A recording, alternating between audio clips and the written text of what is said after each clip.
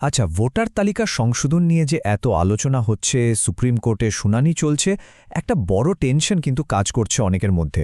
প্রশ্নটা খুবই সোজা, কিন্তু উত্তরটা জানা খুব জরুরি। ভোটার তালিকা থেকে নাম বাদ যাওয়া মানেটা আসলে কি? চলুন এই ব্যাপারটাই আজ একটু সহজ করে বুঝে নেওয়া যাক।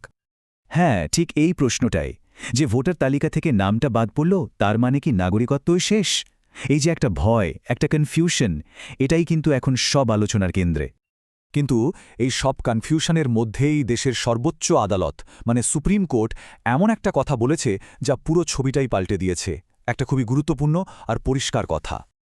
আর সেটা হলো, আদালত একদম সাফ জানিয়ে দিয়েছে, ভোটার তালিকা থেকে নাম বাদ পড়া মানেই নাগরিকত্ব চলে যাওয়া নয়। ব্যাস, মানে এটা একটা রুটিন সরকারি কাজ, এর জন্য কেউ দেশহীন হয়ে যায় না। এটাই হচ্ছে সবথেকে বড় স্বস্তির খবর। বেশ, তাহলে তো আদালত পরিষ্কার করেই দিল।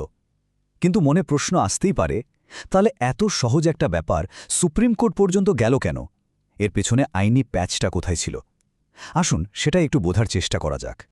আসলে যেটাকে নিয়ে এত কথা, সেটার নাম হলো স্পেশাল ইন্টেন্সিভ রিভিশন বা এসআইআর।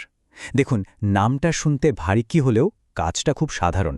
এটা আসলে ইলেকশন কমিশনের একটা রুটিন চেকিং, মানে ভোটার লিস্টটাকে আপডেট করা। ধরুন কেউ মারা গেছেন বা অন্য কোথাও শিফট হয়ে গেছেন, তাদের নামটা বাদ দেওয়া। আবার যারা নতুন ভোটার হয়েছেন তাদের নামটা যোগ করা, ব্যাস এইটুকুই। তো এখানেই আসল বিতর্কটা জমে উঠেছিল। একদিকে ছিলেন মামলাকারীদের আইনজীবী কপিল সিব্বল। তার যুক্তিটা কি ছিল? তিনি বলছিলেন, দেখুন, নাগরিকত্ব দেওয়া বা নেওয়ার ক্ষমতা তো শুধু সেন্ট্রাল গভর্নমেন্টের আছে।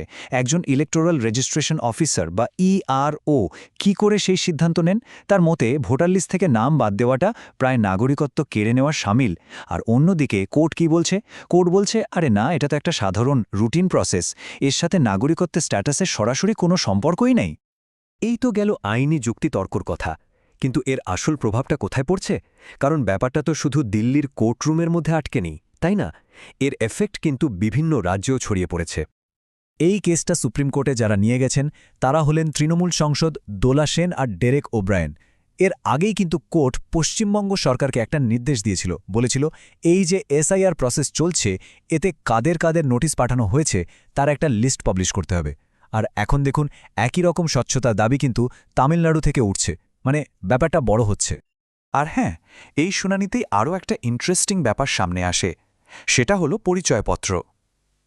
আসলে পুরো ব্যাপারটা তো পরিচয় যাচাইয়ের উপরেই দাঁড়িয়ে আছে, তাই না?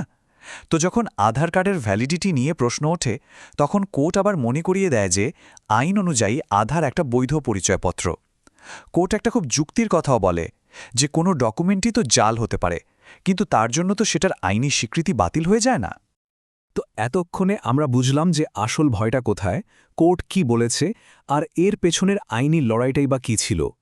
কিন্তু এর পর কি, মানে হোয়াটস নেক্সট? এই কেসের ভবিষ্যৎ কি? মনে রাখতে হবে, পরের গুরুত্বপূর্ণ হিয়ারিংয়ের ডেট কিন্তু 4 ফেব্রুয়ারি। সবার চোখ থাকবে সেদিনের শুনানির দিকে। কারণ এই পুরো প্রসেসটা কতটা স্বচ্ছ হবে বা আরও কি নিয়মকানুন আসবে, সে সব কিছুই সেদিন আরও পরিষ্কার হবে। সুপ্রিম কোর্ট তো নাগরিকত্ব নিয়ে ভয়টা অনেকটাই কাটিয়ে দিল, ঠিকই, কিন্তু একটা বড় প্রশ্ন কিন্তু থেকেই যাচ্ছে। আচ্ছা, ভোটার লিস্ট সংশোধনের এই যে গোটা প্রক্রিয়াটা, এটা কি সত্যিই স্বচ্ছ থাকবে? সাধারণ মানুষ কি জানতে পারবে কার নাম কেন বাদ যাচ্ছে বা কেন যোগ হচ্ছে? এই উত্তরটা বোধহয় সময় দেবে।